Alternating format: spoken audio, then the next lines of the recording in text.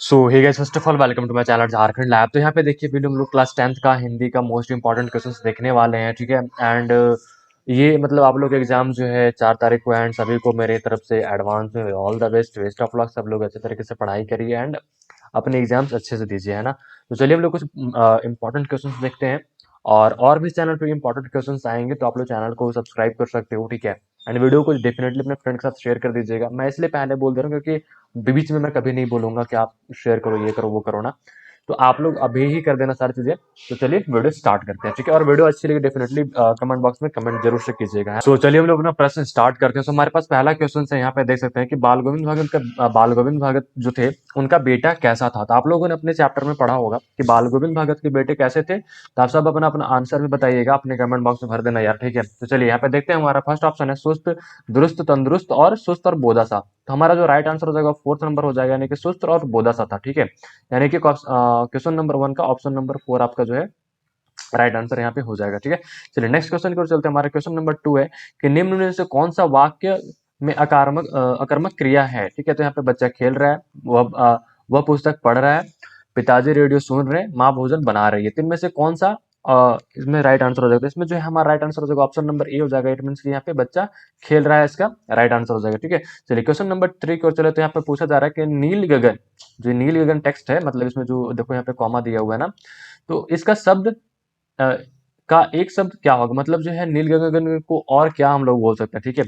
तो यहाँ पे देखिए क्या पूछा गया ऑप्शन में, आप लोग देखिए पीताम्बर, नीलांबर, दिगंबर और सुतांबर। तो यहाँ पे क्या हो जाएगा राइट आंसर का। जो राइट आंसर हो जाएगा ऑप्शन नंबर सेकंड हो जाएगा, यानी कि ऑप्शन नंबर बी हमारा एक सेकंड आपका राइट आंसर हो जाएगा, यानी कि नीलांबर, ठीक है। यानी कि आकाश को हम लोग क्या बोलते हैं, आकाश को भी नीलांबर के भी नाम से जानते हैं। चलिए क्वेश्चन नंबर 4 को चलो। नन्हे बच्चे डॉट डॉट, ठीक है, नहीं होते हैं गद्यांश में। गद्यांश के अनुसार, मतलब जो है एक गद्यांश आपको दिया होगा, यहाँ पे गद्यांश अभी नहीं है, बट हाँ आपके पास रहेगा। रीजन यहाँ पे नहीं है क्योंकि बहुत सारे मतलब ऐसे होते हैं ना, देखो मतलब गद्यांश आपको दिया रहेगा और उसका आंसर आपको करना होगा। तो यहाँ पे आपका क्या हो जाएगा राइट आंसर, दांत, हाथ, पैर, नाक। तो गद्यांश के अनुसार जो इसका राइट आंसर हो जाएगा वो हो जाएगा दांत। It mean option number first हो जाएगा। और ये जो गद्यांश है आपके आपके बुक से दिया रहेगा, तो वहीं से आपको इसका आंसर करना होगा, ठीक है। या फिर एक बुक से नहीं भी रहता, एक सीन होता है, एक अनसीन होता है, ठीक है।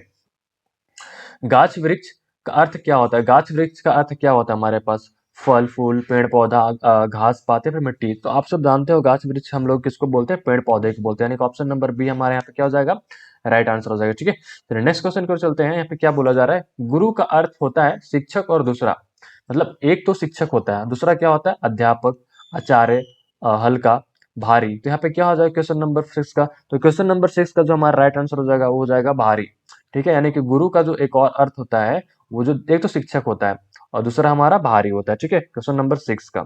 चलिए नेक्स्ट क्वेश्चन की ओर चलते हैं, क्वेश्चन नंबर 7 की ओर। तो क्वेश्चन नंबर 7 हमारा क्या, देखिए कि जब सावन में घन घिर जाते हैं तब कौन सा छिप जाता है। मतलब जो है जब सावन में घन घिर जाते हैं तो कौन छिप जाता है। यहाँ पे काशी, ठीक है, सासी, राशि, हंसी। हंसी मतलब यहाँ पे कौन सा राइट आंसर हो जाएगा आप लोग का। तो यहाँ पे ऑप्शन नंबर बी हमारा राइट आंसर है, राशि हो जाएगा हमारा, ठीक है। चलिए नेक्स्ट क्वेश्चन की ओर चलते हैं कि यहाँ पे देखो नदियों के पानी का जादू, वह उपयुक्त पद्यांश के कवि कौन है। वो नदियों के पानी का जादू जो पद्यांश उसके जो है लेखक कौन है पूछा गया है। और इस तरह के क्वेश्चन आपको पूरे देखने को मिलेगा। मतलब देखो मैं एक चीज और आप लोग बता दे रहा हूँ, एक तो राइटर का नाम, ठीक है, और उस राइटर ने कौन सा आपका वो लिखा है, लेसन लिखा है, उसका चैप्टर नंबर, और उस चैप्टर नंबर का मतलब नाम क्या है, उस चैप्टर का नाम क्या है। ये तीन चीजें आप लोग याद करके जाना। आपके एग्जाम में 2 से 3 मार्क्स का यहाँ से क्वेश्चन ऑलवेज रहता है और इस बार भी रहेगा, ठीक है।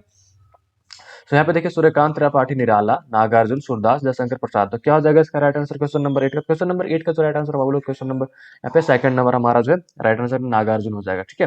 चलिए नेक्स्ट देखिए क्वेश्चन नंबर 9 हमारा क्या है, फसल किसका जादू है। फसल किसका जादू है, हवाओं का थिरकने का, सूर्य के किरणों का, नदियों के पानी का, मिट्टी में गुणधर्म का। तो यहाँ पे क्या हो जाएगा क्वेश्चन नंबर 9 का। तो क्वेश्चन नंबर 9 का हो जाएगा नदियों में पानी का। मीन्स कि आपका जो राइट आंसर हो जाएगा ऑप्शन नंबर यहाँ पे थर्ड हो जाएगा, ठीक है।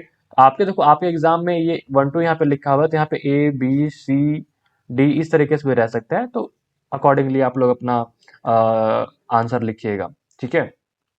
और एक चीज मैं आपको बता देता हूँ कि अगर फॉर एग्जांपल आप लोग को जैसे कि ऐसे ही आंसर दिया रहेगा, मतलब क्वेश्चन दिया रहेगा और उसके बगल में यहाँ पे उत्तर करके इस तरीके से लिखा रहेगा, जो आपका आंसर बुक मिलेगा ना उसमें मैं बता रहा हूँ, ठीक है, तो आपको देखो इसका अगर आंसर देना है तो कैसे हम लोग आंसर करेंगे, तो पहला क्वेश्चन पढ़ लेते हैं, ठीक है। पहले क्वेश्चन पढ़ लेते हैं। यहाँ पे लिखा गया, फादर बुल्के की मृत्यु किस रोग से हुई? फादर बुल्के की मृत्यु किस रोग से हुई थी? तो जहरबद से, या फिर जहरबद से, या फिर तेपेदिक से, या फिर कैंसर से, या फिर ज्वर से। तो क्या हो जाएगा सर आंसर क्वेश्चन नंबर 10 का? तो क्वेश्चन नंबर 10 का जो राइट आंसर हो जाएगा वो हो जाएगा आपका यहाँ पे जहरबद से, ठीक है। यानी कि जहरबाद से, यानी कि ऑप्शन नंबर ए हो जाए, यानी कि फर्स्ट हमारा। अगर इसका हमको राइट आंसर लिखना है अपने आंसर बुक में, जैसे आप लोग को 10th में बुकलेट मिलेगा, तो यहाँ पे हम लोग लिखेंगे क्वेश्चन नंबर 10, ठीक है। तो यहाँ पे 10 ऐसा लिख देना, क्वेश्चन नंबर 10, ठीक है। फिर ऑप्शन नंबर ए, आप लोग में ए भी रहेगा या फिर 1 2 रहेगा, तो जो भी रहेगा आप लोग लिखना। यहाँ पे 1 है तो 1 लिखते हैं हम लोग, और फिर यहाँ पे आप लोग लिखोगे जहरबाद से, ठीक है। अब ये नहीं होना चाहिए बस आप क्वेश्चन नंबर यहाँ पे ए लिख दिए, बी लिख दिए, इस तरीके से लिख के नहीं आना, क्योंकि जो ऑफिशियल नोटिफिकेशन आया था उस तरीके से लिखने को आया हुआ है, ठीक है। इस बात का आप लोग ध्यान रखिएगा, है ना। तो ये राइट फॉर्मेट होगा आपका आंसर लिखने का। तो क्वेश्चन नंबर 11 की ओर चलो, देखिए फसल किसका रूपांतर है? तो क्या किसानों के हाथों का, नदियों के जल का, या फिर सूरज की किरणों का, या फिर मिट्टी के गुणधर्म का? यहाँ पे क्वेश्चन नंबर 11 का राइट आंसर हो जाएगा सूरज की किरणों का। इट मीन्स ये हमारा ऑप्शन नंबर यहाँ पे थर्ड सही हो जाएगा, ठीक है। फिर नेक्स्ट क्वेश्चन को चलते हैं, क्वेश्चन नंबर 12, क्योंकि फसल का गुणधर्म क्या है? फसल का गुणधर्म क्या है भाई? हवा का, मिश्रित मिश्रित मिट्टी का, जल का, सूर्य प्रकाश का। तो यहाँ पे क्या हो जाएगा क्वेश्चन नंबर 12 का? क्वेश्चन नंबर 12 का जो राइट आंसर हो जाएगा मिश्रित मिट्टी का। इट मीन्स यहाँ पे ऑप्शन नंबर बी हमारा 2, यानी कि सेकंड हमारा राइट आंसर हो जाएगा, ठीक है। क्वेश्चन नंबर 13 को चले, तो आजीवन कौन सा समास है? आजीवन कौन सा समास है? तो इसमें जो आजीवन लिखा है उसमें कौन सा समास इसमें है? तो तत्पुरुष, अविभावी, या फिर द्वंद्व समास, या फिर बहुब्रीहि समास। तो क्या हो जाएगा क्वेश्चन नंबर 13 का? क्वेश्चन नंबर 13 का जो राइट आंसर होगा अविभावी हो जाएगा।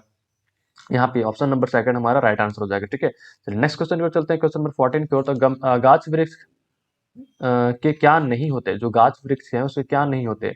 पत्ते, फूल, फल, दांत। बहुत ही आसान प्रश्न है यार, देख के आप लोग आंसर कर सकते हो कि गाछ वृक्ष के पत्ते भी होते हैं, फूल भी होते हैं, फल भी होते हैं, तो दांत नहीं होता। तो हमारा ऑप्शन नंबर डी यहाँ पे राइट आंसर है, इसलिए क्योंकि क्वेश्चन पूछा गया है कि क्या नहीं होते हैं, ठीक है।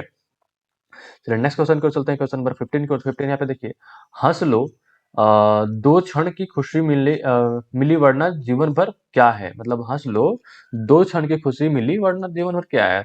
तो ये कौन क्या है? तो चंदन, क्रंदन, या फिर वंदन, या फिर पलायन। तो क्या हो जाएगा इसका राइट आंसर क्वेश्चन नंबर 15 का? तो इसका क्रंदन हो जाएगा, ठीक है। तो इसका ऑप्शन नंबर बी हमारे यहाँ पे इसका राइट आंसर हो जाएगा, ठीक है। चलिए नेक्स्ट क्वेश्चन को चलते हैं, क्वेश्चन नंबर 16 को। 16, जब भी मैया हमें अचानक पकड़ पाती, प्रस्तुत गद्यांश के लेखक कौन है? मतलब ये जो गद्यांश में आप लोग को दिया रहेगा उसमें एक पंक्ति दी रहेगी, उसका मतलब पढ़ करके उसको आंसर करना रहेगा। तो ये गद्यांश समझ लो है, उसमें ये लाइन है, तो ये लाइन किसने लिखा था वो पूछा गया, ठीक है। शिवपूजन सहाय, कमलेश्वर, शिव प्रसाद मिश्रा रुद्र, या अज्ञेय। तो यहाँ पे देखो एक तरह से आपका टेस्ट भी हो जाएगा कि आप लोग के सामने गद्यांश प्रॉपर नहीं रहेगा, और आप अगर अपना अपना आप लोग को बुक्स पढ़ रखे हो, आपको याद होगा, तो आप अपना आंसर प्रॉपर लेकर पाओगे, ठीक है। तो इसका जो राइट आंसर हो जाएगा क्वेश्चन नंबर 16 का, तो शिव पूजन सहाय हो जाएगा। मीन्स ऑप्शन नंबर हमारा ए यहाँ पे राइट आंसर हो जाएगा, ठीक है। क्वेश्चन नंबर 17 को चले, पिताजी के द्वारा अखबार पढ़ा गया है, यह कौन सा वाच्य है? तो कृतिवाच, कर्मवाच, भाववाच्य, या फिर इनमें से कोई नहीं। तो क्या हो जाएगा क्वेश्चन नंबर 17 का? तो क्वेश्चन नंबर 17 का जो राइट आंसर हो जाएगा हमारा ऑप्शन नंबर सेकंड होगा, क्योंकि पिताजी द्वारा अखबार पढ़ा गया है, इसमें जो है कर्मवाच हमारा होता है, ठीक है। चलिए नेक्स्ट क्वेश्चन पर चलते हैं, क्वेश्चन नंबर 18 की ओर के। पेड़ कब मर जाता है? पेड़ कब मर जाता है? मिट्टी न मिलने पर, दवा न मिलने पर, पानी न मिलने पर, खाद न मिलने पर। तो यहाँ पे क्या राइट आंसर हो जाएगा आपको क्वेश्चन नंबर 18 का? तो क्वेश्चन नंबर 18 का जो राइट आंसर है मिट्टी सॉरी पानी ना मिलने पर, ठीक है। अगर देखो मिट्टी भी है, आप एक समझ लो पौधा लगाए हो, उसमें मिट्टी भी है, आप दवा भी डाल दिए, खाद भी डाल दिए, लेकिन आपने पानी नहीं डाला, ठीक है, तो क्या होगा? मर जाएगा पौधा ना। तो हमारा राइट आंसर ऑप्शन नंबर 3 हो जाएगा इसमें, ठीक है। चलिए नेक्स्ट क्वेश्चन को देखिए, मेरी इच्छा है कि मैं डॉक्टर बनूं, यह कौन सा वाक्य है? मेरी इच्छा है कि मैं डॉक्टर बनूं, ये कौन सा, इसमें कौन सा वाक्य है? सरल, संयुक्त, उपवाक्य, या फिर मिश्र। तो कौन सा इसमें राइट आंसर हो जाएगा क्वेश्चन 19 का? तो आप लोग का जो राइट आंसर हो जाएगा 19 का 4 हो जाएगा। इट मीन्स की मैं मेरी इच्छा में डॉक्टर बनूं में जो है मिश्र वाच्य है, ठीक है।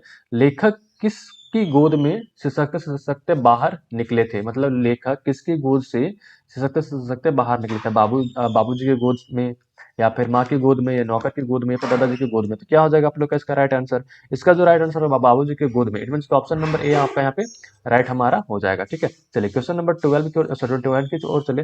21 में देखिए, विद्यालय घर के है, सही अव्यय पद को चुने। सही अव्यय पद कौन सा होगा? निकट, दूर, दूरी, सट्टा। तो यहाँ पे क्या राइट आंसर हो जाएगा आप लोग का? राइट आंसर इसमें जो राइट आंसर हो जाएगा आप लोग का 21 का निकट हो जाएगा आप लोग का, ठीक है, कि विद्यालय के घर निकट है, सही उपय पद होगा, ठीक है।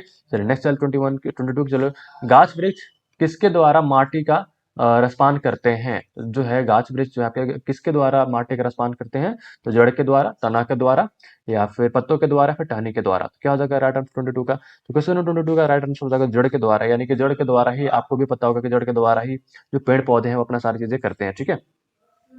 चलिए नेक्स्ट चलते हैं हम लोग क्वेश्चन 23 की ओर। कड़वा तेल किस तेल को कहते हैं? तो करंज तेल को, तीसी तेल को, नारियल तेल को, सरसों तेल को। तो कड़वा तेल किसको हम लोग कहते हैं? 23 का, तो 23 का जो राइट आंसर हो जाएगा बाबू लोग 23 का जो राइट आंसर हो जाएगा, अच्छा कड़वा तेल। देखो आप लोग कड़वा तेल, सरसों तेल बोलते हो ना, तो हम लोग किसको बोलते हैं? सरसों के तेल को हम लोग कड़वा तेल बोलते हैं, ठीक है। चलिए नेक्स्ट चलते हैं क्वेश्चन नंबर 24 में। निम्न में से कौन सा श्वेत का अनाकृति शब्द नहीं है? तो श्याम, सफेद, सफेदी, उजाला। तो क्या हो जाएगा इसका राइट आंसर?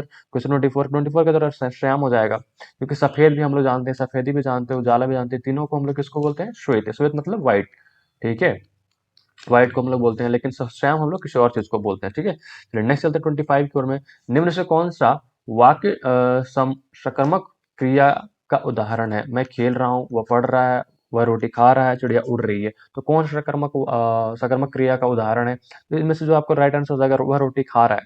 वह रोटी खा रहा है जो वो एक सकर्मक क्रिया का उदाहरण है आपका, ठीक है।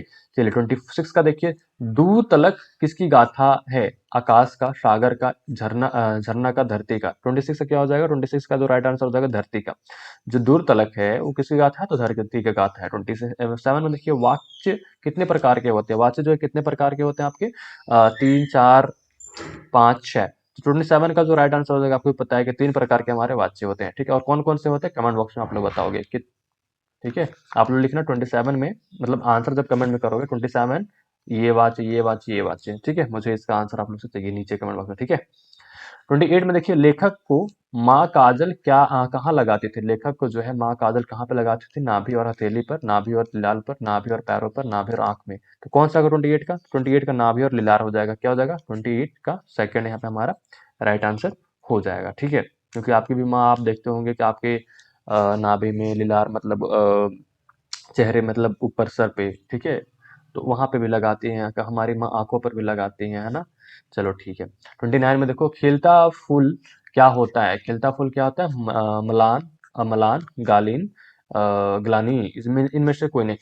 29 का क्या हो जाएगा राइट आंसर? म्लान हो जाएगा हमारे ऑप्शन नंबर ए हमारे यहाँ पे राइट आंसर हो जाएगा। 30 का देखिए, रचना के आधार पर वाक्य के कितने भेद होते हैं? तो यहाँ पे देखिए 3, 4, 2, 5, 3, 4, 2, 5 कितने हो जाएगा इसके राइट आंसर? तो हमारे पास हो जाएंगे 3 राइट आंसर इसके हमारे हो जाएंगे।